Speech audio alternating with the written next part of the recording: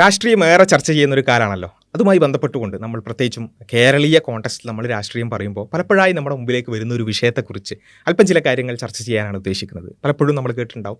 ഉദാഹരണത്തിന് സാമുദായിക റിസർവേഷൻ, അതുപോലെ തന്നെ സാമുദായിക പ്രാതിനിധ്യം, അതേപോലെ തന്നെ സാമുദായിക പാർട്ടികൾ, ഇങ്ങനെയുള്ള വിഷയങ്ങൾ. പ്രത്യേകിച്ച് ഇപ്പോൾ ഒരു ഉദാഹരണം പറയുകയാണെങ്കിൽ മുസ്ലിം ലീഗ് എന്ന് പറയുന്നൊരു വിഷയം. ഞാൻ ഇവിടെ സംസാരിക്കുന്നത് ഈ ഇലക്ഷനുമായി ബന്ധപ്പെട്ടുകൊണ്ട് മുസ്ലിം ലീഗിൻ്റെ ഏതെങ്കിലും ഗുണങ്ങളോ ദോഷങ്ങളോ ചർച്ച ചെയ്യാനൊന്നുമല്ല, മറിച്ച് നമ്മളുടെ മുമ്പിലേക്ക് വരുന്നൊരു ചർച്ചയുടെ രൂപവും അതിൻ്റെ അണ്ടർലൈങ് ആയിട്ടുള്ള ചില റിയാലിറ്റികളും ഒന്ന് ചർച്ച ചെയ്യുക. അത് നമ്മളെല്ലാവരും നിർബന്ധമായും ഈ വിഷയങ്ങളിൽ ഇടപെടുന്ന ആളുകൾ നിർബന്ധമായും അറിഞ്ഞിരിക്കേണ്ടുന്ന ചില ബേസുകളും ചില ചരിത്രങ്ങളുമാണ് ഈ ഒരു വീഡിയോയിലൂടെ സൂചിപ്പിക്കാൻ ഉദ്ദേശിക്കുന്നത്. അപ്പോൾ പലപ്പോഴായി ഈ മുസ്ലിം ലീഗ് എന്നുള്ള ഒരു ഒറ്റ ഉദാഹരണം എടുക്കുക. നമ്മുടെ മുമ്പിലേക്ക് പലതരത്തിൽ ചർച്ച വരാറുണ്ട്. ചില മുന്നണികൾ, ഇപ്പോൾ ഇടതു മുന്നണിയിലേക്ക് ലീഗിനെ ചേർക്കാൻ പറ്റുമോ എന്നുള്ളൊരു ചർച്ച വരുന്ന സമയത്ത് ലീഗ് എന്ന് പറഞ്ഞ ഒരു മതേതര പാർട്ടിയാണ്, അങ്ങനെയാണ് ഇങ്ങനെയാണ്, അങ്ങനെയുള്ള കുറേ ചർച്ച വരും. ഇനി അങ്ങനെ ചേർന്ന് പോകുന്നില്ല എന്ന് കാണുമ്പോൾ വേറെ ചില ചർച്ചകൾ വരും.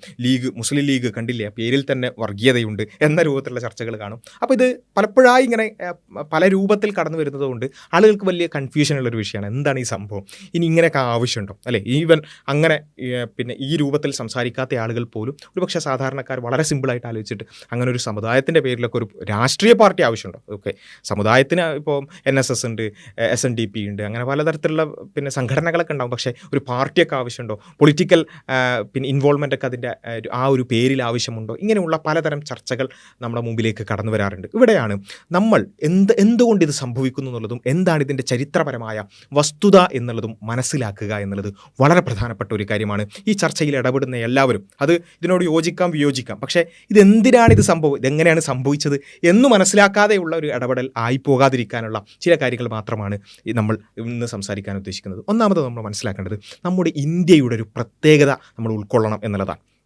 ഇന്ത്യയിലെ ഈ ജനങ്ങളുടെ ഒരു പ്രത്യേകത എന്താ വെച്ചാൽ, ഒന്നാമത്തത് നൂറ്റാണ്ടുകളായിട്ടുള്ള ജാതീയ വേർതിരിവുകളുടെ ഒരു ചരിത്രം നമുക്കുണ്ട്. ഇത് നമ്മൾ പറയുമ്പോൾ അത് പണ്ടത്തെ ചരിത്രമല്ലേ, അത് പണ്ട് നടന്നു പോയതല്ലേ എന്ന് നമുക്ക് വേണമെങ്കിൽ വളരെ സിമ്പിളായിട്ട് പറയാം. പക്ഷേ അത് യാഥാർത്ഥ്യങ്ങളോടുള്ള ഒരു കണ്ണടക്കലാണ്. നമ്മുടെ സമൂഹത്തിൻ്റെ നമ്മൾ സമൂഹത്തെ നമ്മൾ വിശേഷിപ്പിക്കുന്ന ഒരു ശ്രേണീകൃതമായൊരു വ്യവസ്ഥ എന്നാണ്, അല്ലേ? ശ്രേണികൾ സൃഷ്ടിക്കപ്പെട്ട രൂപത്തിലാണ് ഇവിടെയുള്ള ജനങ്ങളുള്ളത്. അതെന്തുകൊണ്ട് അവരങ്ങനെ ആയി, അല്ലെങ്കിൽ എന്തുകൊണ്ട് അത്തരത്തിലുള്ളൊരു സോഷ്യൽ സിസ്റ്റം ഇവിടെ ഉണ്ടായി? നൂറ്റാണ്ടുകളായി ഇവിടെ അത്തരമൊരു സിസ്റ്റമാണ് പിന്തുടർന്ന് വരുന്നത്. അതിൻ്റെ തുടർച്ച സ്വാഭാവികമായിട്ടും അങ്ങനെയാണ്. സോഷ്യൽ ക്യാപിറ്റൽ ഓരോ സമുദായത്തിനും ഉണ്ടായി വരുന്നത് ആ രൂപത്തിലാണ് എന്നുള്ളതൊരു യാഥാർത്ഥ്യമാണ്. അപ്പോൾ ജാതി എന്ന് പറയുന്നത് ഇന്ത്യയിൽ ഒരിക്കലും നിഷേധിക്കാൻ പറ്റാത്ത ഒരു യാഥാർത്ഥ്യമാണ് എന്നത് നമ്മൾ മനസ്സിലാക്കേണ്ടതുണ്ട്. അത് എത്രയൊക്കെ നമ്മൾ പുറത്തിങ്ങനെ തേച്ച് നിൽക്കിയാലും നമ്മളുടെ ഓരോരുത്തരുടെയും ഇന്ത്യൻ സമൂഹത്തിൽ അതിൻ്റെ അന്തർലീനമായി തന്നെ ജാതീയത എന്ന് പറയുന്നൊരു സംഭവമുണ്ട് എന്നുള്ളത് നമ്മൾ നന്നായി മനസ്സിലാക്കുക. രണ്ടാമതൊരു കാര്യം, ഇന്ത്യയിലെ ഒരു റിലീജിയസ് ഡൈവേഴ്സിറ്റിയാണ്. അത്രമേൽ എണ്ണം മതവിശ്വാസികൾ ഒരുമിച്ച് ജീവിക്കുന്ന ഒരു രാജ്യമാണിത്. അതേപോലെ തന്നെയാണ് ഈ ഭാഷാപരമായിട്ടുള്ള വൈവിധ്യങ്ങൾ, പലതരത്തിലുള്ള ഭാഷകളും സംസ്കാരങ്ങളും ചേർന്ന് നിൽക്കുന്ന ഒരു നേഷൻ സ്റ്റേറ്റാണ് ഇന്ത്യ എന്നുള്ളത് നമ്മൾ മനസ്സിലാക്കേണ്ടതുണ്ട്. ഇതുകൊണ്ട് നമ്മൾ എന്തുകൊണ്ടാണ് ഇത് പറയുന്നത്? ഇതിന് ചില പ്രശ്നങ്ങളുണ്ട്. അതായത് ഇങ്ങനെയൊക്കെ വളരെ വൈവിധ്യമാണ്, നമുക്ക് വളരെ സിമ്പിളായിട്ട് പറയാം, നാനാത്വത്തിൽ ഏകത്വം എന്നൊക്കെ പറഞ്ഞുകൊണ്ട് വളരെ നല്ല ആശയങ്ങളൊക്കെ നമുക്ക് പറയാൻ പറ്റും. പക്ഷേ റിയാലിറ്റിയിലേക്ക് കടന്നു വരുമ്പോൾ ഒരുപാട് പ്രശ്നങ്ങൾ ഇതുകൊണ്ടുണ്ട്.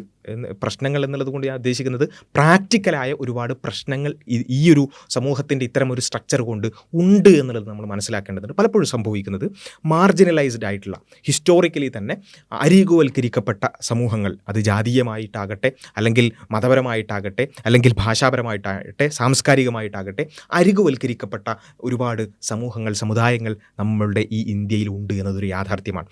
അവിടെ നമുക്ക് വേണമെങ്കിൽ പറയാം, മൊത്തം ഇന്ത്യയിലെ എല്ലാ ജനങ്ങളും ഒരുപോലെയാണ്, അല്ലേ? എല്ലാവരും എൻ്റെ സഹോദരന്മാരാണ്. ശരിയാണ്. ആ രൂപത്തിൽ വളരെ നല്ല ഒരു ആശയങ്ങളൊക്കെ നമുക്ക് ഡെവലപ്പ് ചെയ്തെടുക്കുക എന്നുള്ളത് വളരെ നല്ല കാര്യം തന്നെയാണ്. പക്ഷേ റിയാലിറ്റി നമ്മൾ പരിശോധിച്ച് നോക്കുകയാണെന്നുണ്ടെങ്കിൽ, പ്രാതിനിധ്യം പരിശോധിച്ച് നോക്കുക, MP-മാരുടെ എണ്ണം, അല്ലെങ്കിൽ MLA-മാരുടെ എണ്ണം, മന്ത്രിമാരുടെ എണ്ണം, അല്ലെങ്കിൽ ഗവൺമെൻറ് സ്ഥാപനങ്ങളിലുള്ള ഉദ്യോഗസ്ഥന്മാരുടെ എണ്ണം, ഇതൊക്കെ നമ്മൾ ജാതി തിരിച്ച് അതിൻ്റെ കണക്കുകളെടുത്ത് പരിശോധിക്കുമ്പോഴാണ് നമ്മളിങ്ങനെ എല്ലാവരും ഇന്ത്യക്കാരെന്ന് പറയുന്നുണ്ടെങ്കിലും ഈ പറഞ്ഞ മാർജിനലൈസ്ഡ് ആയിട്ടുള്ള അരികുവൽക്കരിക്കപ്പെട്ട സമുദായങ്ങളൊക്കെ അവർ പിന്നോട്ട് തന്നെയാണ് ഉള്ളത് എന്നുള്ളത് നമുക്ക് ബോധ്യപ്പെട്ട ഒരു കാര്യമാണ്. അതുകൊണ്ടാണ് അംബേദ്കറിൻ്റെ നേതൃത്വത്തിൽ ദളിത് മൂവ്മെൻറ്റുകൾ, അതേപോലെ തന്നെ മണ്ഡൽ കമ്മീഷൻ 1980 ആ ഒരു മണ്ഡൽ കമ്മീഷൻ്റെ തുടർച്ചയായിട്ടുള്ള OBC മൂവ്മെൻറ്റുകളും, അതേപോലെ തന്നെ റീജിയണൽ ഐഡൻറ്റിറ്റി പൊളിറ്റിക്സ്, പലതരത്തിലുള്ള പ്രാദേശിക അത്തരത്തിലുള്ള പാർട്ടികളുടെ ഉണർവുമെല്ലാം നമ്മൾ പിന്നീട് കാണുന്നത് അതുകൊണ്ടാണ്. ഇത് ഞാൻ പറയുന്നത് വെച്ചാൽ നമുക്ക് ജനറലായ അല്ലെങ്കിൽ എല്ലാവരും ഒരുപോലെ പോരെ, അല്ലെങ്കിൽ കുറച്ച് ജനറലായ കുറച്ച് പാർട്ടികളോ അല്ലെങ്കിൽ രാഷ്ട്രീയ പ്രാതിനിധ്യവും പോരെ എന്ന് നമുക്ക് വളരെ സിമ്പിളായിട്ട് ചോദിക്കാം. പക്ഷേ ഇൻ റിയാലിറ്റി അതല്ല സംഭവിക്കുന്നത്.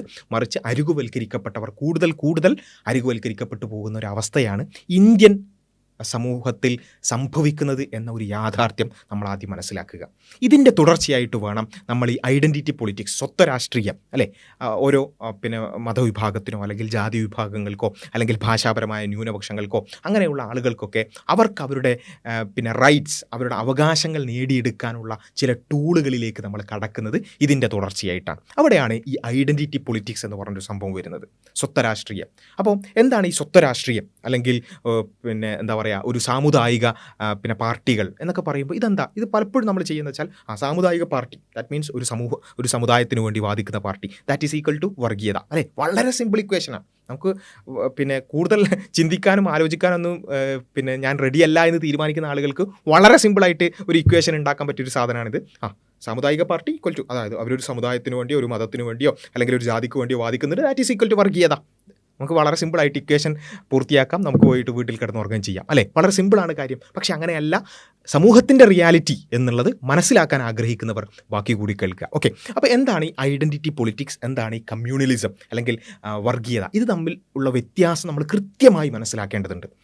നിങ്ങൾ ഈ പറഞ്ഞ സാമുദായിക പാർട്ടികളെയോ അല്ലെങ്കിൽ ദളിത് മൂവ്മെൻറ്റുകളെയോ ജാതിപരമായിട്ടുള്ള അത്തരത്തിലുള്ള പിന്നോക്ക ജനവിഭാഗങ്ങൾക്ക് വേണ്ടിയുള്ള പ്രവർത്തനങ്ങളോട് ചേർന്ന് നിൽക്കുന്നവരോ എതിർക്കുന്നവരോ ആരോ ആവട്ടെ, മുസ്ലിമിനോട് നിങ്ങൾക്ക് എതിർപ്പുണ്ടാവാം, അല്ലെങ്കിൽ ദളിത് മൂവ്മെൻറ്റുകളോട് നിങ്ങൾക്ക് എതിർപ്പുണ്ടാവും, ഒക്കെ ഉണ്ടെങ്കിലും ഈ വ്യത്യാസം നമ്മളൊന്ന് മനസ്സിലാക്കുക എന്നുള്ളത് വളരെ സിമ്പിളായിട്ട് നമുക്ക് ചെയ്യാൻ പറ്റുന്ന കാര്യമാണല്ലോ. എന്താണ് ഇതിൻ്റെ അടിസ്ഥാനപരമായ വ്യത്യാസം? ഒന്നാമത്, identity politics it seeks representation. ഈ ഐഡൻറ്റിറ്റി പൊളിറ്റിക്സ് അടിസ്ഥാനപരമായി പറയുന്നത് ഞങ്ങൾക്ക് പ്രാതിനിധ്യം വേണമെന്നുള്ളതാണ്. പൊതുവിൽ ഞങ്ങളിങ്ങനെ എല്ലാ പൊതു രാഷ്ട്രീയ പാർട്ടികളുടെ ഭാഗമായി ഞങ്ങളും അതിലിങ്ങനെ പ്രവർത്തിച്ചു പോയാൽ ഞങ്ങൾക്ക് എന്ത് ചെയ്യാൻ പറ്റുന്നില്ല, ഉന്നത സ്ഥാനങ്ങളിലേക്കോ അല്ലെങ്കിൽ റെപ്രസെൻറ്റേഷൻ എവിടെയാണോ പ്രാതിനിധ്യം ആവശ്യമുള്ളത് അത്തരം ഗവേണിങ്ങിലാകട്ടെ മറ്റ് കാര്യങ്ങളിലാകട്ടെ അവിടെ ഞങ്ങൾക്ക് പ്രാതിനിധ്യം കിട്ടുന്നില്ല. ഇതൊരു റിയാലിറ്റിയാണ്. ഇതിവർ വെറുതെ പറയുന്നതല്ല, അതൊരു റിയാലിറ്റിയാണ്. അപ്പോൾ ഈ പ്രാതിനിധ്യം പൊതുധാരയോട് ചേർന്ന് നിന്നുകൊണ്ട് ഞങ്ങൾക്ക് കിട്ടുന്നില്ല. അതുകൊണ്ട് എന്ത് ചെയ്യുന്നു, ഞങ്ങൾ അതിനു വേണ്ടി സ്പെഷ്യലായ ഒരു എഫേർട്ട് ഇടുന്നു. ദാറ്റ് ഈസ് ഐഡൻറ്റിറ്റി പൊളിറ്റിക്സ് അല്ലേ. അപ്പം റെപ്രസെൻറ്റേഷനും ജസ്റ്റിസും ഈ ഹിസ്റ്റോറിക്കലി മാർജിനലൈസ്ഡ് ആയിട്ടുള്ള ഇത്തരത്തിലുള്ള കമ്മ്യൂണിറ്റീസ് അവർക്കുള്ള റെപ്രസെൻറ്റേഷനും ജസ്റ്റിസിനും വേണ്ടിയാണ് എന്ത് ചെയ്യുന്നത്, ഈ സ്വത്വ രാഷ്ട്രീയ പ്രസ്ഥാനങ്ങൾ അല്ലെങ്കിൽ ഐഡൻറ്റിറ്റി പൊളിറ്റിക്സ് വാദിക്കുന്നത്. എന്നാൽ കമ്മ്യൂണലിസം എന്താ ചെയ്യുന്നത്, വർഗീയത എന്താ ചെയ്യുന്നത്, based specifically on religious division, മതപരമായ ഭിന്നതയെ അടിസ്ഥാനപ്പെടുത്തിയിട്ടാണ് ഈ പറഞ്ഞ കമ്മ്യൂണലിസം വർക്ക് ചെയ്യുന്നത്. അതുപോലെ തന്നെ സെക്ടേറിയനിസം, ഒരു വിഘടനവും അതുപോലെ തന്നെ ഭിന്നതയെയും അടിസ്ഥാനപ്പെടുത്തിക്കൊണ്ടാണ് വർഗീയത വർക്ക് ചെയ്യുന്നത്. ഐഡൻറ്റിറ്റി പൊളിറ്റിക്സ് എന്തിനാണ് വർക്ക് ചെയ്യുന്നത്, റെപ്രസെൻറ്റേഷനിലാണ്. ഇത് നമുക്ക് വളരെ സിമ്പിളായിട്ട് നമ്മുടെ മുമ്പിൽ ഒരു രാഷ്ട്രീയ പാർട്ടിയോ അല്ലെങ്കിൽ ഒരു സംഘടനയോ മുമ്പിൽ വരുന്നു, അത് ഐഡൻറ്റിറ്റി പൊളിറ്റിക്സ് ആണോ മുന്നോട്ട് വെക്കുന്നത്, വർഗീയതയാണോ എന്ന് പരിശോധിക്കാൻ വളരെ സിമ്പിളാണ്. ചിലപ്പോൾ ഐഡൻറ്റിറ്റി പൊളിറ്റിക്സ് വന്ന് ആ രൂപത്തിൽ മുന്നോട്ട് വന്നിട്ട് വർഗീയ പാർട്ടികളായി മാറുന്ന പാർട്ടികളൊക്കെ ഉണ്ടാവും. ഞാൻ പറയുന്നത് ഇത് രണ്ടും തമ്മിൽ ഒരു തരത്തിലും ബന്ധപ്പെടില്ല എന്നല്ല, മറിച്ച് ഇത് തമ്മിൽ വ്യത്യാസം നമുക്ക് കൃത്യമായിട്ട് മനസ്സിലാക്കാൻ പറ്റും. രണ്ടാമത്തത്, ഇതൊരു ഇൻക്ലൂസീവ് ആയിട്ടുള്ളൊരു തിയറിയാണ് അല്ലേ. Aims to bring excluded group into the democratic മെയിൻ സ്ട്രീമിലേക്ക്, ഈ അരികുവൽക്കരിക്കപ്പെട്ടവരെ മെയിൻ സ്ട്രീമിലേക്ക് അവർക്ക് റെപ്രസെൻറ്റേഷൻ നൽകിക്കൊണ്ട് അവരെ കൂടി ഉൾക്കൊള്ളിക്കാനാണ് ഈ ഐഡൻറ്റിറ്റി പൊളിറ്റിക്സ് ശ്രമിക്കുക.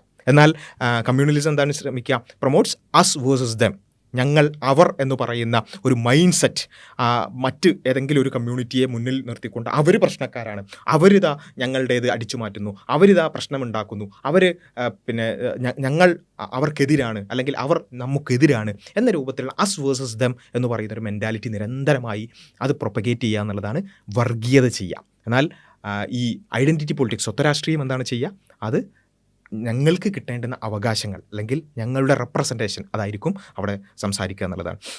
ഇത് identity politics it can be based on caste, ഒരു കാസ്റ്റ് ആവാം, റീജിയൻ ആവാം, ജെൻഡർ ആവാം, ലാംഗ്വേജ് ആവാം, ഇങ്ങനെയുള്ള ഏത് കാര്യത്തെയും ബേസ് ചെയ്തുകൊണ്ട് നമുക്ക് എന്തുണ്ടാവാം, ഐഡൻറ്റിറ്റി പൊളിറ്റിക്സ് ഉണ്ടാവാം. എന്നാൽ കമ്മ്യൂണലിസം എന്ന് പറയുന്നത് it often leads to social conflict, polarization, violence, അല്ലേ, ഇങ്ങനെയുള്ള ഒരുപാട് വർഗീയ സംഘടനകൾ, വർഗീയ വിഭജനങ്ങൾ, ഇതൊക്കെ ആയിരിക്കും ഈ വർഗീയ പാർട്ടികളെ കൊണ്ട് സംഭവിക്കുക. ഈ ഐഡൻറ്റിറ്റി പൊളിറ്റിക്സിൻ്റെ എക്സാമ്പിൾ ഞാൻ നേരത്തെ പറഞ്ഞതുപോലെ ദളിത് മൂവ്മെൻറ്റുകളാവാം, മുസ്ലിം മൂവ്മെൻറ്റുകളാവാം, ഇങ്ങനെയുള്ള പലതരത്തിലുള്ള റിലീജിയസ് മൂവ്മെൻറ്റുകളാവാം, സിഖ് മൂവ്മെൻറ്റുകളാവാം, ഇങ്ങനെയുള്ള പലതരത്തിലുള്ള മൂവ്മെൻറ്റുകൾ നമുക്ക് അവിടെ കാണാൻ സാധിക്കും. എന്നാൽ ഈ കമ്മ്യൂണലിസം, വർഗീയത അവർ ചെയ്യുന്നത് weaponises the identity to consolidate power rather than empower community. ഏതെങ്കിലും ഒരു മാർജിനലൈസ്ഡ് ആയിട്ടുള്ള ഒരു കമ്മ്യൂണിറ്റിയെ ഉയർത്തിക്കൊണ്ടുവരിക എന്നുള്ളതിനപ്പുറത്ത് ഏതെങ്കിലും ഒരു ഐഡൻറ്റിറ്റി മുന്നിൽ വെച്ച്, ഹിന്ദു അല്ലെങ്കിൽ മുസ്ലിം അല്ലെങ്കിൽ ഏതെങ്കിലും ഒരു ഐഡൻറ്റിറ്റി മുന്നിൽ വെച്ചുകൊണ്ട് അതിനെ വെപ്പണൈസ് ചെയ്തുകൊണ്ട് മറ്റുള്ളവർക്കെതിരെ സംഘടനകൾ ഉണ്ടാക്കാനും പ്രശ്നം ഉണ്ടാക്കാനുമാണ് ആര് ശ്രമിക്കുക? വർഗീയ പാർട്ടികൾ ശ്രമിക്കുക. ഇത് രണ്ടും തമ്മിലുള്ള വ്യത്യാസം വളരെ സിമ്പിളായിട്ട് നമുക്ക് മനസ്സിലാവുന്നതാണ്. കോർ മെസ്സേജ് എന്ന് പറയുന്നത്, ഐഡൻറ്റിറ്റി പൊളിറ്റിക്സിൻ്റെ കോർ മെസ്സേജ് എന്ന് പറയുന്നത് ഗിവ് അസ് അവർ റൈറ്റ്സ്, ഞങ്ങൾക്ക് ഞങ്ങളുടെ അവകാശം തരിക. ഇതായിരിക്കും ഐഡൻറ്റിറ്റി പൊളിറ്റിക്സിൻ്റെ അടിസ്ഥാനം എന്ന് പറയുന്നത്. വർഗീയതയുടെ അടിസ്ഥാനം they are threat to us, അവർ ഞങ്ങൾക്ക് ഭീഷണിയാണ്. ഇതായിരിക്കും വർഗീയ പാർട്ടികളുടെ കോർ മെസ്സേജ്. ഇത് വെച്ചിട്ട് നമ്മൾ ആലോചിച്ച് നോക്കുക, അല്ലേ, ഏത് പാർട്ടികൾ നമ്മുടെ മുമ്പിലേക്ക് കടന്നു വരുമ്പോഴും ഇത് വർഗീയ പാർട്ടിയാണോ അല്ലേ എന്നുള്ളത് പരിശോധിച്ച് നോക്കാൻ. എന്താണ് അവർ പറയുന്നത്? അവർ റെപ്രസെൻറ്റേഷൻ ആണോ പറയുന്നത്? അവർ സ്വത്ത് രാഷ്ട്രീയമാണ് മുന്നോട്ട് വെക്കുന്നത്. അല്ല, അവർ മറ്റുള്ളവർ പ്രശ്നക്കാരാണ്, അതുകൊണ്ട് ഞങ്ങളും അവരും ഒരിക്കലും മുന്നോട്ട് പോകില്ല, അല്ലെങ്കിൽ അവരെ നശിപ്പിക്കണം എന്നാണോ പറയുന്നത്? അവർ വർഗീയതയാണ്. ഇത് തമ്മിൽ വളരെ കൃത്യമായ ആ ഒരു വ്യത്യാസം നമ്മൾ മനസ്സിലാക്കേണ്ടതുണ്ട് എന്നുള്ളതാണ്. ഐഡൻറ്റിറ്റി പൊളിറ്റിക്സ് റൈറ്റ് സീക്കിംഗ് ആയിരിക്കും, കമ്മ്യൂണലിസം ഒരു ത്രെറ്റ് മാനുഫാക്ചറിങ് ആയിരിക്കും. ഇതായിരിക്കും അടിസ്ഥാനപരമായിട്ടുള്ള വ്യത്യാസം. ഇപ്പോൾ ഉദാഹരണത്തിന് പറയുകയാണെങ്കിൽ കേരളത്തിൽ മുസ്ലിം ലീഗിനെ നമ്മൾ എടുക്കുക. മുസ്ലിം ലീഗ് എന്താണ് ചെയ്യുന്നത്? മുസ്ലിങ്ങളുടെ പ്രാതിനിധ്യം കൂട്ടുക എന്നുള്ളതാണോ? അല്ലെങ്കിൽ മുസ്ലിം സമുദായത്തിൻ്റെ ജസ്റ്റിസ് പ്രാതിനിധ്യം, ഇതിനെ അടിസ്ഥാനപ്പെടുത്തിയിട്ടാണോ മുസ്ലിം ലീഗ് വർക്ക് ചെയ്യുന്നത്? അതല്ല. മുസ്ലിം ലീഗിനെ പറയണം, ഇത് കണ്ടോ, ഹിന്ദുക്കളെ കണ്ടോ, ക്രിസ്ത്യാനികളെ കണ്ടോ, ഹിന്ദുക്കൾ ഉണ്ടാവാൻ പാടില്ല, ഹിന്ദുക്കളെ കൊല്ലണം, ഹിന്ദുക്കളെ തല്ലണം എന്ന് പറഞ്ഞുകൊണ്ടാണോ മുസ്ലിം ലീഗ് വർക്ക് ചെയ്യുന്നത്? Obviously it is A communal party, അല്ലേ? അങ്ങനെയല്ല, മറിച്ച് മുസ്ലിം ലീഗ് അവരുടെ അവകാശങ്ങളെക്കുറിച്ചോ അല്ലെങ്കിൽ അവരുടെ റൈറ്റ്സിനെ കുറിച്ചോ ജസ്റ്റിസിനെ കുറിച്ചോ ആണ് സംസാരിക്കുന്നത്. ഇറ്റ്സ് ഒരു സാമുദായിക പാർട്ടിയാണ്, അല്ലേ? ഇപ്പം നമുക്ക് വേറെ ഏതെങ്കിലും ഒരു പാർട്ടി എടുക്കാം.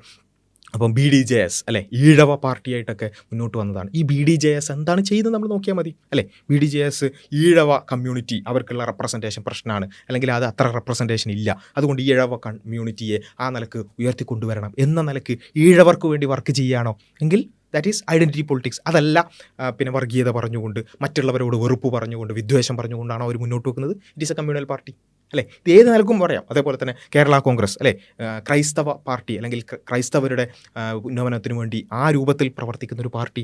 അവർ എന്താ സംസാരിക്കുന്നത്? അവർ ക്രൈസ്തവരുടെ റെപ്രസെൻറ്റേഷനെ കുറിച്ചാണോ സംസാരിക്കുന്നത്? അവർക്ക് കിട്ടേണ്ടുന്ന ജസ്റ്റിസിനെ കുറിച്ചാണോ സംസാരിക്കുന്നത്? അതൊരു ഐഡൻറ്റിറ്റി പൊളിറ്റിക്സ് ആണ്. അതല്ല, മറ്റുള്ളവർ പ്രശ്നക്കാരാണ്, അവരിങ്ങനെ ചെയ്യുന്നവരാണ്, അവർ ഞങ്ങളെ നശിപ്പിക്കാൻ വരുന്നവരാണ് എന്ന ആ രൂപത്തിലാണ് സംസാരിക്കുന്നത്. അത് കമ്മ്യൂണൽ പാർട്ടിയാണ്. വളരെ സിമ്പിളാണ് ഈ ഇക്വേഷൻ എന്ന് പറയുന്നത്. അപ്പോൾ ഇത് ഒരുപാട് ഇത്തരത്തിലുള്ള ഐഡൻറ്റിറ്റി ബേസ്ഡ് പാർട്ടീസ് ഇന്ത്യയിൽ നമുക്ക് കാണാൻ സാധിക്കും. ഉദാഹരണത്തിന് കാസ്റ്റ് ബേസ്ഡ് ആയിട്ടുള്ള അല്ലെങ്കിൽ സോഷ്യൽ ജസ്റ്റിസ് ബേസ്ഡ് ആയിട്ടുള്ള ഒരുപാട് പാർട്ടികൾ. അതിൽ ഏറ്റവും പ്രധാനപ്പെട്ടതാണ് BSP എന്ന ബഹുജൻ സമാജ് പാർട്ടി എന്ന് പറയുന്നത്. ദളിത് റെപ്രസെൻറ്റേഷൻ, SC റെപ്രസെൻറ്റേഷനാണ് അത് പ്രധാനമായിട്ടും മുന്നോട്ട് വെച്ചിട്ടുണ്ടായിരുന്നത്. അതേപോലെ തന്നെയാണ് SP, അല്ലെ, സമാജ്വാദി പാർട്ടി എന്ന് പറയുന്നത്.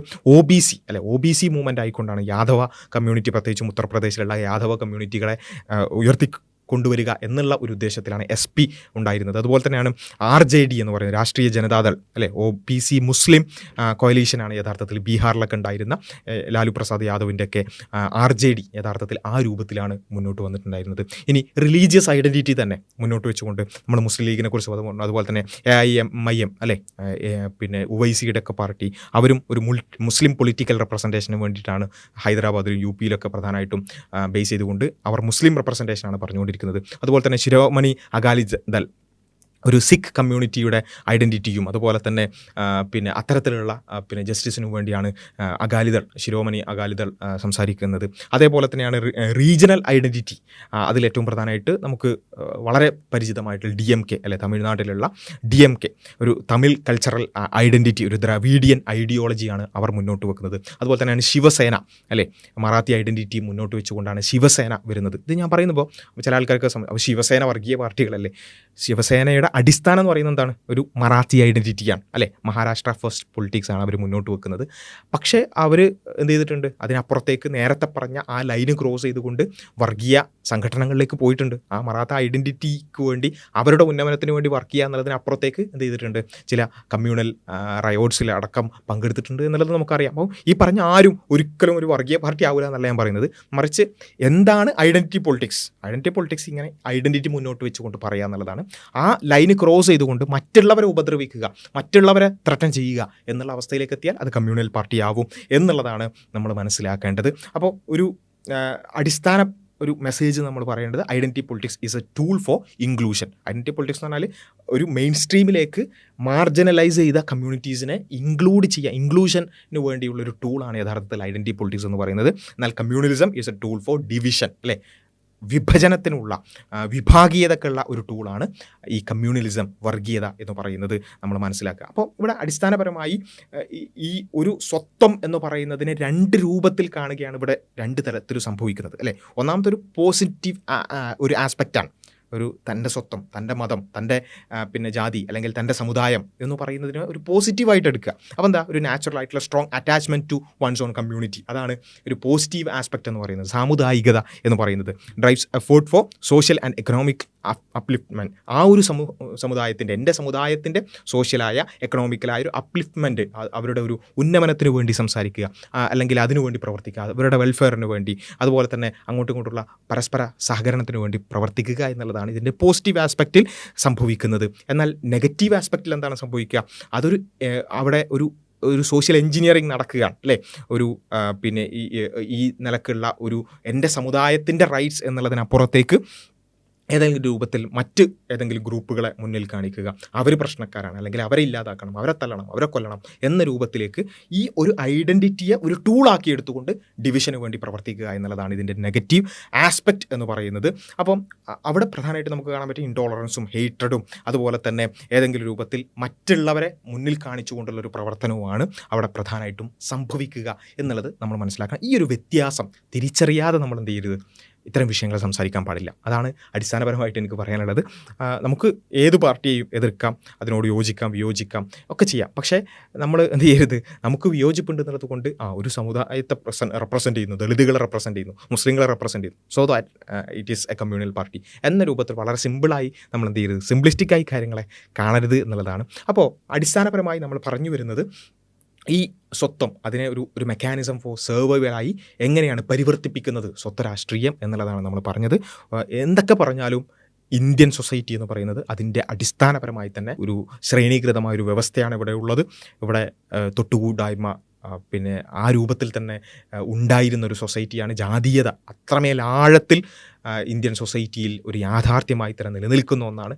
ആ ഒരു യാഥാർത്ഥ്യത്തെ നമ്മൾ ഒരു ബേസ് ലൈൻ റിയാലിറ്റിയായി ഉൾക്കൊള്ളുക എന്നുള്ളതാണ് ഒന്നാമത്തെ ഒരു കാര്യം. രണ്ടാമത്തെ ഒരു കാര്യം, അത് തീർച്ചയായും ഒരു സോഷ്യൽ റിഫോമിലൂടെയൊക്കെ, അല്ലേ? അതൊക്കെ എന്താണ് ഈ ജാതിയുടെ അടിസ്ഥാനം, അല്ലേ? ചില ആളുകൾ കാലിൽ നിന്നാണ് ഉണ്ടായത്, ചില ആളുകൾ തലയിൽ നിന്നാണ് ഉണ്ടായത്. അത്തരത്തിലുള്ള വിശ്വാസങ്ങളുടെയൊക്കെ അടിസ്ഥാനം, ആ അടിസ്ഥാനങ്ങളെ നമ്മൾ ചോദ്യം ചെയ്യണം, അതിനെ പരിവർത്തിപ്പിച്ച് കൊണ്ടുവരേണ്ടതുണ്ട്. മനുഷ്യരെല്ലാവരും ഒരുപോലെയാണ് എന്നുള്ള അടിസ്ഥാന പിന്നെ ഒരു ചിന്താഗതിയിലേക്ക് ആളുകളെ മാറ്റിയെടുക്കേണ്ടതുണ്ട്. ഒക്കെ ശരി തന്നെയാണ്. പക്ഷേ അതൊക്കെ നമ്മൾ ചെയ്യുമ്പോഴും ഇവിടെ ഒരു റിയാലിറ്റി ആയിട്ട് നമ്മൾ ഇത്രയും കാലം കഴിഞ്ഞല്ലോ, അല്ലേ?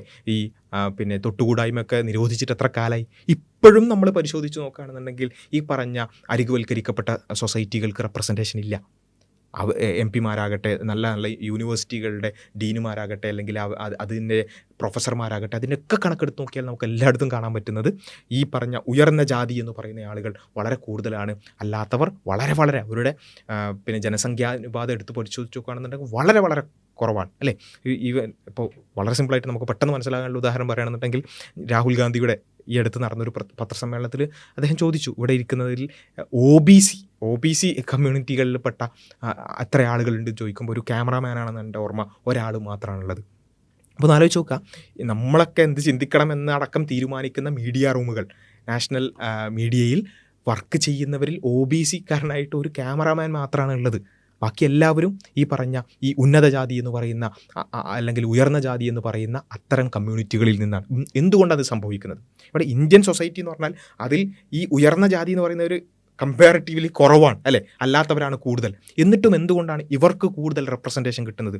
ഏത് മേഖലയിലാകട്ടെ, അത് വിദ്യാഭ്യാസമാകട്ടെ, അല്ലെങ്കിൽ ഗവൺമെൻറ് തലത്തിലാകട്ടെ, ഉദ്യോഗസ്ഥ തലത്തിലാകട്ടെ, ഏത് തലത്തിലും MP മാരാകട്ടെ, MLA മാരാകട്ടെ, ഏത് തലത്തിലും ഇവർക്ക് എങ്ങനെ കൂടുതൽ റെപ്രസെൻറ്റേഷൻ കിട്ടുന്നു, അതെന്തുകൊണ്ട് എന്നുള്ള പരിശോധനയിലാണ് നമ്മൾ മനസ്സിലാക്കുന്നത് അവിടെ ഒരു അസമത്വം അന്തർലീനമായി തന്നെ ഇന്ത്യൻ സൊസൈറ്റിയിൽ സംഭവിക്കുന്നുണ്ട്. അവിടെ ഈ ഒരു പൊതുധാരയോട് ചേർന്ന് നിൽക്കുക, അല്ലെങ്കിൽ പൊതു പാർട്ടികളിൽ മാത്രം, അല്ലെങ്കിൽ അത്തരം രാഷ്ട്രീയം മാത്രം നടക്കുക എന്ന് സംഭവിക്കുമ്പോൾ സ്വാഭാവികമായി സംഭവിക്കുക, ഈ പറഞ്ഞ സൊസൈറ്റികൾ, ഈ പറഞ്ഞ സമുദായങ്ങൾ, ഈ പറഞ്ഞ ജാതികൾ അവർ പതിയെ ഇല്ലാതായി പോകുന്ന, അല്ലെങ്കിൽ അവർക്ക് റെപ്രസെൻറ്റേഷൻ ഇല്ലാതായി പോകുന്ന, അവരുടെ റൈറ്റ്സിനെ കുറിച്ച് ആരും ചിന്തിക്കാതെ പോകുന്ന ഒരവസ്ഥ ഉണ്ടാവും. അതില്ലാതിരിക്കാനാണ് ഈ സോഷ്യൽ റിഫോം ഒക്കെ വേണം. അതിൻ്റെ കൂടെ ഇവർക്ക് റെപ്രസെൻറ്റേഷന് വേണ്ടി ഇവർ തന്നെ മുന്നോട്ട് വരിക, പൊളിറ്റിക്കൽ റെപ്രസെൻറ്റേഷന് വേണ്ടി പണിയെടുക്കുക എന്നുള്ളതാണ് യഥാർത്ഥത്തിൽ ഈ സ്വത്വരാഷ്ട്രീയം എന്ന് പറയുന്ന ഒരു കാര്യത്തിൽ സംഭവിക്കുന്നത്. അവിടെ ഈ ഗവേണൻസിൽ തന്നെ ഞങ്ങൾ അതിൻ്റെ ഭാഗവാക്കാകും എന്ന് തീരുമാനിച്ചു കൊണ്ടുള്ളൊരു മൂവ്മെൻ്റാണ് യഥാർത്ഥത്തിൽ ഇത് എന്ന് പറയുന്നത്. ഇത് നമുക്ക് വേണമെങ്കിൽ ചിന്തിക്കാം, അങ്ങനെയൊന്നും ഇല്ലാതെയും ഒരു പക്ഷേ ശരിയാകൂലേ? ഈ ജാതിയൊക്കെ പറയുന്നതുകൊണ്ടാണ്, ചില ആൾക്കാരുടെ വാദമാണ്, ജാതി പറയുന്നത് കൊണ്ടാണ് ജാതി നിലനിൽക്കുന്നത് എന്നൊക്കെ പറയുന്ന വളരെ സിംപ്ലിസ്റ്റിക് ആയിട്ട് ചിന്തിക്കുന്ന പല ആളുകളുമുണ്ട്. അപ്പോൾ നമുക്ക് പരിശോധിച്ച് നോക്കാം. ഒരു കേസ് സ്റ്റഡി ആയിട്ട് ഞാൻ പറയുകയാണ്. ഈ ഉത്തർപ്രദേശ് അല്ലേ, ഈ നേരത്തെ പറഞ്ഞ SP-യും BSP ഒക്കെ വർക്ക് ചെയ്തിരുന്ന, അല്ലെങ്കിൽ അവരൊക്കെ ഈവൻ അധികാരത്തിൽ വരെ ഉണ്ടായിരുന്ന ഒരു സംസ്ഥാനമാണ് യഥാർത്ഥത്തിൽ ഉത്തർപ്രദേശ് എന്ന് പറയുന്നത്. ഈ ഉത്തർപ്രദേശിൽ SP-യും BSP ഒക്കെ നേരത്തെ വളരെ സജീവമായി ഉണ്ടായിരുന്നു. അധികാര കേന്ദ്രങ്ങളിലടക്കം ഈ പറഞ്ഞ ദളിതുകളും OBC-ക്കാരും ഒക്കെ അവരുടെ റെപ്രസെൻറ്റേഷൻ ഏറ്റവും നല്ല രൂപത്തിൽ ഉണ്ടായിരുന്ന സംസ്ഥാനങ്ങൾ. ഞാൻ പറയുന്നത് അതുകൊണ്ട് എല്ലാ പ്രശ്നങ്ങളും തീർന്നതൊന്നുമല്ല. അങ്ങനെയുള്ള ഒരു അവസ്ഥയിൽ നിന്ന് പിന്നെ നമ്മൾ കാണുന്നത് എന്താ വെച്ചാൽ, ഒരു 2017, 2022 ഇലക്ഷനുകളൊക്കെ ആകുമ്പോൾ ഈ പറഞ്ഞ സാമുദായിക പാർട്ടികൾ അത് തകർന്നടിയുകയും അതിനെ BJP എന്ത് ചെയ്യണം, ഹൈജാക്ക് ചെയ്തുകൊണ്ട് BJP അവിടെ അധികാരത്തിൽ വരികയാണ് ചെയ്യുന്നത്. അതിൻ്റെ അത് പല ആളുകളും റീഡ് ചെയ്യുന്ന പല രൂപത്തിലാണ്. എന്ന് വെച്ചാൽ കണ്ടോ, ജാതിയൊക്കെ മാറി, അല്ലെങ്കിൽ ജാതി പാർട്ടികളോ സമുദായ പാർട്ടികളൊക്കെ മാറി, എന്നിട്ട് എന്ത് ചെയ്തു, അല്ലാത്ത മൊത്തത്തിൽ പിന്നെ ഒരു ജനറലായ ഒരു പാർട്ടി, അല്ലെങ്കിൽ ഒരു പൊതുധാരയിലുള്ളൊരു പാർട്ടി വരുന്നു. അതിൻ്റെ അർത്ഥം എന്താ? ജാതി വിവേചനങ്ങളൊക്കെ ഇല്ലാതായി. അങ്ങനെ വരെ വായിച്ച ആൾക്കാർ ജാതിപരമായിട്ടുള്ള സാമുദായിക പാർട്ടികളൊക്കെ ഇല്ലാതായി. പിന്നെ സമുദായ ഡിവിഷൻസ് ഇല്ലാതായി. എന്തായി? ഒരു ജനറൽ ഒരു പിന്നെന്താ പറയുക, എല്ലാവരെയും റെപ്രസെൻ്റ് ചെയ്യുന്ന രൂപത്തിലുള്ള ഒരു, ഈവൻ കുറച്ചുകൂടി സ്പെസിഫിക് ആയിട്ട് പറയുന്ന ഒരു ഹിന്ദു ഐഡൻറ്റിറ്റി. ഹിന്ദു എന്ന് പറഞ്ഞാൽ അതിൽ ദളിതുണ്ട്, അതുപോലെ തന്നെ യാദവന്മാരുണ്ട്, എല്ലാവരും ഉണ്ട്. എല്ലാവരെയും ഉൾക്കൊള്ളുന്നൊരു പാർട്ടി, അല്ലെങ്കിൽ അറ്റ്ലീസ്റ്റ് ഹിന്ദുക്കളെയെങ്കിലും പൂർണ്ണമായും ഉൾക്കൊള്ളുന്നൊരു പാർട്ടി വരുന്നു. അപ്പോൾ വളരെ നല്ലൊരു കാര്യം അല്ലേ? സമുദായ പാർട്ടികളൊക്കെ ഇല്ലാതായില്ലേ? യഥാർത്ഥത്തിൽ എന്താണ് സംഭവിച്ചത്? നമ്മൾ ഡാറ്റ പരിശോധിച്ച് നോക്കുകയാണെന്നുണ്ടെങ്കിൽ അവിടെ നമുക്ക് കാണാൻ സാധിക്കുന്നത്, ഇവിടെ ശരിയാണ്, ഈ സാമുദായിക പാർട്ടികൾ ഇല്ലാതായിട്ടുണ്ട്. പക്ഷേ അവിടെ സംഭവിച്ചെന്താണെന്ന് ചോദിച്ചാൽ, ഈ നേരത്തെ പറഞ്ഞ മാർജിനലൈസ്ഡ് ആയിട്ടുള്ള OBC-ക്കാരാകട്ടെ, അല്ലെങ്കിൽ ദളിതുകളാകട്ടെ, അവരുടെ സാമുദായിക പാർട്ടികൾ ഇല്ലാതായതോടുകൂടി അവർ പൂർണ്ണമായും അവരുടെ റെപ്രസെൻറ്റേഷനെ അടക്കം ബാധിക്കുന്ന രൂപത്തിലേക്കാണ് ഇത് മുന്നോട്ട് പോയത്. ഈ പല ആളുകളും പറയുന്നത് വെച്ചാൽ, പൊതുധാരയിൽ നിന്നാൽ പോരെ, അല്ലെങ്കിൽ അങ്ങനെ തന്നെ റൈറ്റ്സ് നേടിയെടുത്താൽ പോരെ. മുസ്ലിങ്ങളാണെങ്കിലും ദളിതുകളാണെങ്കിലും അവരൊക്കെ കോൺഗ്രസ്സിലോ CPM-ലോ അല്ലെങ്കിൽ BJP-ലോ, അങ്ങനെ ഞാൻ പറയുന്നത് ഒരു ജനറൽ പാർട്ടികളിലൊക്കെ തന്നെ പിന്നെ പ്രവർത്തിക്കുകയും അങ്ങനെ തന്നെ അവർക്ക് റെപ്രസെൻറ്റേഷൻ ഉണ്ടാക്കിയാൽ പോരെ എന്നൊക്കെ പറയുമ്പോൾ, ഇവിടെ സംഭവിക്കുന്നത് UP അതിനുള്ള നല്ലൊരു എക്സാമ്പിളാണ്. UP-യിൽ അതാണ് സംഭവിച്ചത്. ഇവരൊക്കെ എല്ലാവരെയും മറ്റ് സാമുദായിക പാർട്ടികളെയൊക്കെ അതിനെയൊക്കെ ഒന്ന് ദുർബലപ്പെടുത്തിക്കൊണ്ട് ഇങ്ങനൊരു പാർട്ടി രംഗത്ത് വന്നതോടുകൂടി അവിടെ സംഭവിക്കുന്നത് എന്താണെന്ന് വെച്ചാൽ, ഈ പറഞ്ഞ സമുദായങ്ങൾക്ക് അവർക്ക് റെപ്രസെൻറ്റേഷൻ ഇല്ലാതാവുന്ന ഒരവസ്ഥയാണ് അവിടെ സംഭവിച്ചത് എന്നുള്ളത് നമുക്ക് കാണാൻ സാധിക്കും. ഇപ്പോൾ അവിടെ ആ ഒരു പാർട്ടികളെ മാത്രം എടുക്കുകയാണെന്നുണ്ടെങ്കിൽ SP പ്രധാനമായിട്ടും യാദവ കമ്മ്യൂണിറ്റികളെയാണ് SP റെപ്രസെൻ്റ് ചെയ്യാൻ ഉദ്ദേശിക്കുന്നത്. അതേപോലെ തന്നെ BSP ജാത്വാസ് അല്ലേ, ഒരു ദളിത് എംപവർമെൻ്റാണ് ഇത് പ്രധാനമായിട്ടും മുന്നോട്ട് വെച്ചിരുന്നത്. ഈ SP-യും BSP-ക്കും പിന്നീട് എന്താണ് സംഭവിച്ചത്? അവർ യഥാർത്ഥത്തിൽ പിന്നെ എക്സ്പാൻഡ് ചെയ്യാൻ പറ്റാത്ത, ഒരു റെപ്രസെൻറ്റേഷൻ എക്സ്പാൻഡ് ചെയ്യാൻ പറ്റാത്ത രൂപത്തിൽ ട്രാപ്പായി പോകുന്ന ഒരവസ്ഥയാണ് SP-ക്ക് സംഭവിക്കുന്നത്. അതേപോലെ തന്നെ പിന്നെ ഈ പറഞ്ഞ BSP-ക്കും ആ രൂപത്തിലുള്ള ഒരു ദുർബലതയാണ് പിന്നീട് സംഭവിക്കുന്നത്. എന്നാൽ BJP അതിൽ പിന്നെ 45% BJP എന്ന് പറയുന്ന ഹിന്ദു പാർട്ടിയിൽ 45% എന്താണ്, ഈ പറഞ്ഞ പിന്നെ ഉയർന്ന ജാതിക്കാരാണ് അവിടെ പിന്നെ റെപ്രസെൻ്റ് ചെയ്തിട്ടുണ്ടായിരുന്നത്, അല്ലെങ്കിൽ അങ്ങനെയുള്ള റെപ്രസെൻറ്റേഷനാണ് ഉണ്ടായിരുന്നത്. അപ്പം നമ്മളിങ്ങനെ നോക്കുകയാണെന്നുണ്ടെങ്കിൽ BJPയിൽ എന്തുണ്ട്, ഏത് ഹിന്ദുക്കൾക്കും അല്ലെങ്കിൽ ഒരു അറ്റ്ലീസ്റ്റ് ഒരു ഹിന്ദുക്കൾക്കെങ്കിലും ഒരു റെപ്രസെൻറ്റേഷൻ കൃത്യമായിട്ട് കിട്ടേണ്ടതാണ്. പക്ഷേ സംഭവിച്ചത് എന്താണെന്ന് ചോദിച്ചാൽ അവിടെ ഈ ഉയർന്ന ജാതിക്കാരുടെ ഒരു ഡോമിനൻസ് ആണ് അവിടെ സംഭവിച്ചത് എന്നുള്ളത് നമുക്ക് കാണാൻ സാധിക്കും. അതിൻ്റെ തുടർച്ചയായിട്ട് നമ്മൾ മനസ്സിലാക്കേണ്ടത് SP-യിലും BSP-യിലാണെന്നുണ്ടെങ്കിലും ഒരു ഈവൻ SP-യിലാണെന്നുണ്ടെങ്കിൽ അറ്റ്ലീസ്റ്റ് ഒരു 16-22% ഓഫ് മുസ്ലിം റെപ്രസെൻറ്റേഷൻ ഉണ്ടായിരുന്നുണ്ടെങ്കിൽ BJP-യിൽ കംപ്ലീറ്റ്ലി ഒരു എക്സ്ക്ലൂഷണറി ആയിട്ട് 0% റെപ്രസെൻറ്റേഷനാണ് മുസ്ലിങ്ങൾക്ക് ഉണ്ടായിരുന്നത്. അപ്പോൾ അവിടെ സംഭവിച്ച ഒരു യാഥാർത്ഥ്യമാണ് നമ്മളിവിടെ കാണുന്നത്. ഒരു ടിക്കറ്റ് അലോട്ട്മെൻറ്റ് എടുത്ത് നോക്കുമ്പോൾ എലൈറ്റ് അപ്പർ കാസ്റ്റിൻ്റെ കൺട്രോളാണ് അവിടെ യഥാർത്ഥത്തിൽ സംഭവിച്ചത്. UP നല്ലൊരു എക്സാമ്പിളാണ്. ഈ പറഞ്ഞ സാമുദായിക സ്പിരിറ്റോ അല്ലെങ്കിൽ സാമുദായിക പാർട്ടികളൊക്കെ ഡിസോൾവ് ചെയ്ത് അല്ലെങ്കിൽ അതിനൊക്കെ തകർത്ത് കഴിഞ്ഞാൽ എന്താണ് സംഭവിക്കുക എന്നുള്ളതിൻ്റെ ഏറ്റവും നല്ലൊരു ഉദാഹരണമാണ്. ഈ പറഞ്ഞ അപ്പർ കാസ്റ്റ് കൺട്രോളിലാണ് യഥാർത്ഥത്തിൽ പിന്നെ ഈ UP-യുടെ ഭരണം ഇപ്പോൾ സംഭവിച്ചുകൊണ്ടിരിക്കുന്നത്. അതിൻ്റെ ഒരു സ്ട്രക്ചറൽ കോർ എന്ന് പറയുന്നത് upper caste make up only 20% of the UP population. ഉത്തർപ്രദേശിൻ്റെ 20% മാത്രമാണ് ഈ പറഞ്ഞ അപ്പർ കാസ്റ്റിലുള്ളത്. പക്ഷേ 40 മുതൽ 48% of the BJP ticket allotment പോകുന്നത് ഈ പറഞ്ഞ 20%-നാണ്. 20% വരുന്ന ഈ ഉയർന്ന ജാതി എന്ന് പറയുന്ന ആളുകൾക്കാണ് 43 മുതൽ 48 വരെ BJP ടിക്കറ്റ് അലോട്ട്മെൻറ്റ് പോകുന്നത് എന്നുള്ളത് നമ്മൾ മനസ്സിലാക്കുക. അതാണ് യഥാർത്ഥത്തിൽ അവിടെ സംഭവിച്ചിട്ടുള്ളത്. അങ്ങനെ സംഭവിക്കുമ്പോൾ സ്വാഭാവികമായിട്ടും നേരത്തെ പറഞ്ഞ മാർജിനലൈസ്ഡ് സൊസൈറ്റീസ് വീണ്ടും കൂടുതൽ അരികുവൽക്കരിക്കപ്പെടുന്ന ഒരു അവസ്ഥ ഉണ്ടാവുന്ന ഒരവസ്ഥയാണ്. അപ്പം ഇതാണ് യഥാർത്ഥത്തിൽ സംഭവിക്കുന്ന ഒരു അപ്പർ കാസ്റ്റിൻ്റെ കോറിൽ അല്ലെങ്കിൽ ഈ പറഞ്ഞ ഉയർന്ന ജാതിക്കാരുടെ പിന്നെ ഭരണം അല്ലെങ്കിൽ അവരുടെ തന്നെ ഒരു കൺട്രോളിലുള്ളൊരു ഭരണമാണ് അവിടെ സംഭവിക്കുന്നത്. മറ്റുള്ളവരെല്ലാവരും അരികുവൽക്കരിക്കപ്പെടുന്നു. അതിൽ തന്നെ പ്രത്യേകിച്ച് ഒരു ഡെലിബറേറ്റ് വോയിഡ് ആയിക്കൊണ്ട് മുസ്ലിങ്ങളുടെ റെപ്രസെൻറ്റേഷൻ അത്രമേൽ പിന്നെ പൂർണ്ണമായും അവഗണിക്കപ്പെടുന്ന ഒരു അവസ്ഥയിലേക്ക് അടക്കം പോകുന്നു. ഇവിടെ സംഭവിക്കുന്നത് എന്താണെന്ന് ചോദിച്ചാൽ ഒരു പിന്നെ വേർട്ടിക്കൽ ആക്സിസ് അല്ലെങ്കിൽ ഒരു കാസ്റ്റായി പിന്നെ വേർതിരിഞ്ഞ് കിടന്നിരുന്ന ഒരു സമൂഹം അല്ലേ, യാദവന്മാരായി അല്ലെങ്കിൽ OBC, അതിൽ തന്നെ വ്യത്യസ്തമായ കാസ്റ്റുകൾ, ദളിത് പിന്നെ വിഭാഗങ്ങൾ, ഇങ്ങനെ പിന്നെ ഫ്രാഗ്മെൻറ്റഡ് ആയിട്ട് കടന്നിരുന്ന അവർ ഓരോരുത്തരും അവരവരുടെ റൈറ്റ്സിനു വേണ്ടിയോ അല്ലെങ്കിൽ അവരവരുടെ റെപ്രസെൻറ്റേഷന് വേണ്ടിയോ സംസാരിച്ചിരുന്ന ഒരു അവസ്ഥയിൽ നിന്ന് നേരെ എന്ത് ചെയ്യാണ്, ഒരു ഹൊറിസോണ്ടൽ യൂണിഫിക്കേഷനിലേക്ക് കൊണ്ടുവരികയാണ് യഥാർത്ഥത്തിൽ BJP ചെയ്തിട്ടുള്ളത്. അവിടെ എന്താണ് അതിൽ പ്രധാനമായിട്ടും BJP അവിടെ ഉപയോഗിച്ചിട്ടുള്ളത്? നേരത്തെ പറഞ്ഞ ഹിന്ദു വേഴ്സസ് മുസ്ലിം എന്ന് പറയുന്നൊരു കാർഡ് ഇറക്കുന്നു. നേരത്തെ ഫ്രാഗ്മെൻറ്റഡായി കിടന്നിരുന്ന ഈ ജാതികളെ മൊത്തത്തിൽ എന്ത് ചെയ്യുന്നു, ഒരുമിച്ച് ഹിന്ദു എന്ന് പറയുന്ന ഒരു ഐഡൻറ്റിറ്റിയിലേക്ക് കൊണ്ടുവരികയാണ്. ഈ വേർട്ടിക്കൽ ചലഞ്ചിനെ, ഈ പറഞ്ഞ ജാതികൾ എന്ന് പറയുന്ന വേർട്ടിക്കൽ ചലഞ്ചിനെ ഒരു ഹൊറിസോണ്ടൽ സൊല്യൂഷനിലേക്ക് കൊണ്ടുവരികയാണ്. മൊത്തം ഹിന്ദു, ഒരു മുസ്ലിമിനെ അപരനായി കാണിച്ചുകൊണ്ട് ഹിന്ദുവിനെ ഒരുമിച്ച് കൂട്ടി. ആ ഹിന്ദുവിനെ ഒരുമിച്ച് കൂട്ടി അതൊക്കെ സംഭവിച്ചു, അതൊക്കെ നല്ല രൂപത്തിൽ തന്നെ സംഭവിച്ചു. അങ്ങനെ വർഗീയ വിഭജനങ്ങളുണ്ടായി. UP എന്ന് പറയുന്നത് അവിടെ പിന്നെ സംഭവിച്ചതൊക്കെ നമുക്ക് എല്ലാവർക്കും അറിയാലോ.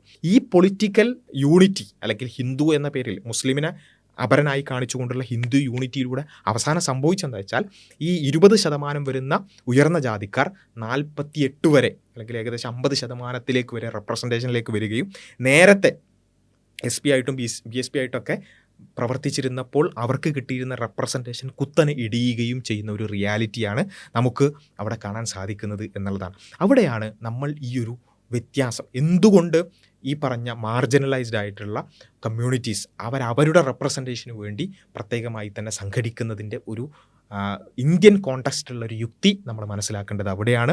Identity politics remains the only reliable ladder, ഒരു കോണിയായി അവിടെ നിലനിൽക്കുന്നത് യഥാർത്ഥത്തിൽ ഈ ഒരു ഇന്ത്യൻ സൊസൈറ്റിയുടെ ചില റിയാലിറ്റികളെ നമ്മൾ ഉൾക്കൊണ്ടാൽ മാത്രമാണ് അത് നമുക്ക് ബോധ്യപ്പെടുക. അല്ലെങ്കിൽ നമ്മളിങ്ങനെ വളരെ സിമ്പിളായിട്ട് എല്ലാവരും മനുഷ്യന്മാരല്ലേ, എല്ലാവരും ഒരുപോലെ നിന്നാൽ പോരെ എന്ന് നമുക്ക് വേണമെങ്കിൽ പറയാം. പക്ഷേ ഇവിടെ ചില സമുദായങ്ങൾ അത് അരികുവൽക്കരിക്കപ്പെടുന്നുണ്ട്. അത് നമ്മുടെ സമൂഹത്തിൻ്റെ ഘടനയുടെ പ്രശ്നമാണ്. ആ ഘടന നമ്മൾ പരിവർത്തിക്കേണ്ടതുണ്ട്, അതില്ലാതാക്കേണ്ടതുണ്ട്, അതിൻ്റെ പ്രശ്നങ്ങൾ പരിഹരിക്കേണ്ടതുണ്ട്, ഒക്കെ ചെയ്യണം. പക്ഷെ അത് ഒരുപാട് സമയമെടുക്കുന്നതും അതുപോലെ തന്നെ ഒരുപാട് റെസിസ്റ്റൻസും കൂടിയുള്ളൊരു വിഷയം കൂടിയാണ്. എന്നാൽ ആ സമയത്തടക്കം ഇവിടെ അരികുവൽക്കരിക്കപ്പെടുന്ന ആളുകൾക്ക് അവർക്ക് റെപ്രസെൻറ്റേഷൻ കിട്ടണം, പ്രാതിനിധ്യം കിട്ടണം, അവർക്ക് ജസ്റ്റിസ് കിട്ടണം. അതിന് അവരെന്ത് വേണം, കുഞ്ചിക സ്ഥാനങ്ങളിലേക്ക് അതേപോലെ തന്നെ അധികാര സ്ഥാനങ്ങളിലേക്ക് അവരെത്തിപ്പെടേണ്ടതുണ്ട്. അവർക്ക് വിദ്യാഭ്യാസ സ്ഥാപനങ്ങളിലേക്ക് ആക്സസ് കിട്ടേണ്ടതുണ്ട്. അതിനുവേണ്ടിയാണ് ഈ റിസർവേഷനും അതുപോലെ തന്നെ ഐഡൻറ്റിറ്റി പൊളിറ്റിക്സുമെല്ലാം. ഈ ഒരു റിയാലിറ്റിയെ ഉൾക്കൊള്ളാതെ നമ്മളിങ്ങനെ നോക്കുകയാണെന്നുണ്ടെങ്കിൽ അതെന്താ മുസ്ലിങ്ങൾക്ക് എന്താ പിന്നെ ഒരു പാർട്ടി, അല്ലെങ്കിൽ എന്തിനാ ദളിതന്മാർക്കൊരു പാർട്ടി എന്ന് നമുക്ക് വളരെ സിമ്പിൾ ലോജിക്കിൽ നമുക്ക് ചോദിക്കാം. അതിനപ്പുറത്തേക്കുള്ള ഒരു റിയാലിറ്റിയെ നമ്മൾ ഉൾക്കൊണ്ടുകൊണ്ട് വേണം ഇത്തരം വിഷയങ്ങൾ സംസാരിക്കാൻ എന്നുള്ളതാണ് സൂചിപ്പിക്കാനുള്ളത്. അതുകൊണ്ട് ആദ്യം പറഞ്ഞതിലേക്ക് ഒന്നുകൂടി പിന്നെ നിങ്ങളുടെ ചിന്തയെ ഒന്നുകൂടി ക്ഷണിക്കുകയാണ്. ഐഡൻറ്റിറ്റി പൊളിറ്റിക്സ്, സ്വത്വരാഷ്ട്രീയം, സാമുദായികത എന്ന് പറഞ്ഞാൽ ഞങ്ങളുടെ റൈറ്റ്സ് അത് ഞങ്ങൾക്ക് വേണം എന്നുള്ള അവകാശവാദമാണ്. മറ്റേത് മറ്റുള്ളവരെ കാണിച്ചുകൊണ്ട്, അപരനെ കാണിച്ചുകൊണ്ട് വിഭാഗീയതയും ഭിന്നിപ്പും ഉണ്ടാക്കുക എന്നുള്ളതാണ്. ഇത് രണ്ടും തമ്മിലുള്ള വ്യത്യാസം നമ്മൾ തിരിച്ചറിയുക. ഏതെങ്കിലും ഒരു വിഭാഗത്തിന് വേണ്ടി റെപ്രസെൻറ്റ് ചെയ്യുക എന്നുള്ളതിൻ്റെ അർത്ഥം, ഇപ്പോൾ ഒരു മുസ്ലിം ലീഗിൻ്റെ ഒരു MLA ഉണ്ട്, അല്ലെങ്കിൽ ഒരു ദളിത് അല്ലെങ്കിൽ SP-യുടെ അല്ലെങ്കിൽ BSPയുടെ ഒരു അല്ലെങ്കിൽ പിന്നെ ശിരോമണി അകാലിദളിൻ്റെ ഒരു MP-യോ MLA ഉണ്ട് എന്ന് പറഞ്ഞാൽ അയാൾ ഏതെങ്കിലും തരത്തിൽ അയാളുടെ കോൺസ്റ്റിറ്റ്യുവൻസിയിലുള്ള മറ്റ് മതക്കാർക്ക് വേണ്ടിയോ ജാതിക്കാർക്ക് വേണ്ടിയോ സംസാരിക്കില്ല എന്നല്ല, മറിച്ച് എല്ലാവർക്കും വേണ്ടി തന്നെയാണ് പ്രവർത്തിക്കുന്നത്. പക്ഷേ ഒരു സൊസൈറ്റിയിൽ എല്ലാ സമുദായങ്ങൾക്കും നാച്ചുറലി അവരുടെ ഒരു ജനസംഖ്യാനുപാതികമായിട്ടുള്ള റെപ്രസെൻറ്റേഷനാണ് കിട്ടേണ്ടത്. നമ്മളൊന്ന് ആലോചിച്ച് നോക്കുക, നമ്മുടെ സൊസൈറ്റിയിൽ യാതൊരു വേർതിരിവും ഇല്ലെങ്കിൽ എന്താ സംഭവിക്കേണ്ടത്? ജനസംഖ്യാനുപാതികമായിട്ടുള്ള, ഏകദേശം ജനസംഖ്യാനുപാതികമായിട്ടുള്ള ഒരു റെപ്രസെൻറ്റേഷനാണ് എല്ലായിടത്തും വേണ്ടത്. ആരും ആരെക്കാളും മുകളിലും താഴെയൊന്നുമല്ലല്ലോ. ഒരു സൊസൈറ്റിയിൽ ഒരു 30% മുസ്ലിങ്ങളുണ്ട്. സ്വാഭാവികമായിട്ടും എല്ലാവരും ഒരുപോലെയാണെങ്കിൽ, ഒരു ഇക്വാളിറ്റി ഇവിടെ ഉണ്ട് എന്നുണ്ടെങ്കിൽ സ്വാഭാവികമായിട്ടും അധികാര സ്ഥാനങ്ങളിലാകട്ടെ മറ്റ് സ്ഥലങ്ങളിലാകട്ടെ ഒരു 30% ഏകദേശം ഒരു മുസ്ലിങ്ങളുണ്ടാവും. ഒരു പിന്നെ 25% ക്രിസ്ത്യൻസ് ആണെന്നുണ്ടെങ്കിൽ ഏകദേശം 25% അവരുണ്ടാവും അല്ലേ? നാച്ചുറലി അതാണ് സംഭവിക്കുന്നത്, അങ്ങനെയാണ് സംഭവിക്കേണ്ടത്. പക്ഷേ അത് സംഭവിക്കുന്നില്ലെങ്കിൽ അതിൻ്റെ അർത്ഥം എന്താ? ഉദാഹരണത്തിന് 25% ക്രിസ്ത്യൻസ് ഉണ്ട്. പക്ഷേ നമ്മളിങ്ങനെ നോക്കുമ്പോൾ ഉദ്യോഗസ്ഥന്മാരുടെ കണക്കെടുത്ത് നോക്കുമ്പോൾ 10% മാത്രമേ ക്രിസ്ത്യൻസ് ഉള്ളൂ. അല്ലെങ്കിൽ MLA-മാരുടെ കണക്കെടുത്ത് നോക്കുമ്പോൾ 10% മാത്രമേ ക്രിസ്ത്യൻസ് ഉള്ളൂ. അതിൻ്റെ അർത്ഥം എന്താ? നമ്മളെന്താ മനസ്സിലാക്കേണ്ടത്? ക്രിസ്ത്യൻസിന് ബുദ്ധി കുറവാണ് എന്നാണോ? അതല്ല, നമ്മുടെ സൊസൈറ്റിക്ക് എന്തോ പ്രശ്നമുണ്ട് എന്നാണോ? അവിടെ സൊസൈറ്റിക്ക് എന്തോ പ്രശ്നമുണ്ട്. അതുകൊണ്ടാണ് ഒരു സൊസൈറ്റി 25% ക്രിസ്ത്യൻസ് ഉണ്ടെങ്കിൽ സ്വാഭാവികമായിട്ടും അവരെല്ലാ സ്ഥലത്തും ഒരു 25% ഏകദേശം, ഞാൻ പറയുന്നത് കൃത്യം 25% എന്നുള്ള ആൾക്കല്ല, ഏകദേശമെങ്കിലും അത്രയെങ്കിലും റെപ്രസെൻ്റ് ചെയ്യപ്പെടേണ്ടതല്ലേ? ആണ്. റെപ്രസെൻ്റ് ചെയ്യപ്പെടുന്നില്ലെങ്കിൽ എന്തോ ഒരു പ്രശ്നം, എന്തോ ഒരു കെട്ടിക്കുടുക്ക് ഇവിടെയുണ്ട്. റൈറ്റ്. ആ ഒരു കെട്ടിക്കുടുക്ക് അന്തർലീനമായി തന്നെയുള്ളൊരു സൊസൈറ്റിയാണ് നമ്മുടേത്. അവിടെ വെറും പൊതുധാരയുടെ കൂടെ മാത്രം, അങ്ങനെ മാത്രം ഇവിടെ നിലനിൽക്കുന്നൊരവസ്ഥ ഉണ്ടായാൽ ഈ പറഞ്ഞ മാർജിനലൈസ്ഡ് സൊസൈറ്റീസ് പൂർണ്ണമായും അവഗണിക്കപ്പെടുന്നൊരവസ്ഥ ഉണ്ടാവും. അവർക്ക് അവരുടെ റൈറ്റ്സിനു വേണ്ടി, അവരുടെ അവകാശങ്ങൾക്ക് വേണ്ടി പ്രത്യേകമായി പ്രവർത്തിക്കേണ്ടി വരിക എന്നുള്ളതാണ് ഈ ഒരു സാമുദായിക രാഷ്ട്രീയങ്ങൾ കൊണ്ട് സംഭവിക്കുന്നത്. അതാണ് സംഭവിക്കേണ്ടത് എന്നുള്ളതാണ് ഇവിടെ സൂചിപ്പിക്കാൻ ഉദ്ദേശിക്കുന്നത്. തീർച്ചയായും ഇത് ഞാൻ പറഞ്ഞു വന്നത് എന്തുകൊണ്ട് ഇത്തരത്തിലുള്ള സ്വത്വരാഷ്ട്രീയ പ്രസ്ഥാനങ്ങൾ റെലവൻ്റ് ആണ്, അല്ലെങ്കിൽ അത് ഇന്ത്യൻ പൊളിറ്റിക്സിൽ അതിന് റെലവൻസ് ഉണ്ട് എന്നുള്ള കാര്യമാണ് ഇവിടെ സൂചിപ്പിക്കാൻ ഉദ്ദേശിച്ചത്. അതിനപ്പുറത്തേക്ക്, തങ്ങളുടെ അവകാശങ്ങളതിനപ്പുറത്തേക്ക് മറ്റുള്ളവരെ ആക്രമിക്കുക, മറ്റുള്ളവരെ ഇല്ലാതാക്കുക, മറ്റുള്ളവരെ ചൂണ്ടിക്കാണിച്ചുകൊണ്ട് പിന്നെ വികാരം ഇറക്കി വിടുക എന്ന രൂപത്തിലേക്കൊക്കെ ഏതെങ്കിലും, അത് ഏത് രാഷ്ട്രീയ പാർട്ടികളാകട്ടെ ഏത് സാമുദായിക പാർട്ടികളാകട്ടെ അവർ മുന്നോട്ട് പോകുകയാണെന്നുണ്ടെങ്കിൽ അതാണ് വർഗീയത അല്ലേ? അത് വർഗീയതയായി മാറും. ഈ ഒരു വേർതിരിവിനെ കൃത്യമായി ഉൾക്കൊള്ളാൻ, കൃത്യമായി മനസ്സിലാക്കാൻ നമുക്ക് സാധിക്കേണ്ടതുണ്ട് എന്നുള്ളത് കൂടി ഈ ഒരു സമയത്ത് സൂചിപ്പിക്കുകയാണ്. മറ്റ് വിഷയങ്ങളൊക്കെ നമുക്ക് വഴിയെ ഈ ചാനലിൽ ഡിസ്കസ് ചെയ്യാം. ചാനൽ സബ്സ്ക്രൈബ് ചെയ്യുക. കൂടുതൽ ആളുകളിലേക്ക് ഇത്തരം ചർച്ചകൾ ആഗ്രഹിക്കുന്ന ആളുകളിലേക്കെങ്കിലും ഇത്തരം വീഡിയോകൾ എത്തിക്കാൻ പ്രത്യേകം ശ്രദ്ധിക്കുക.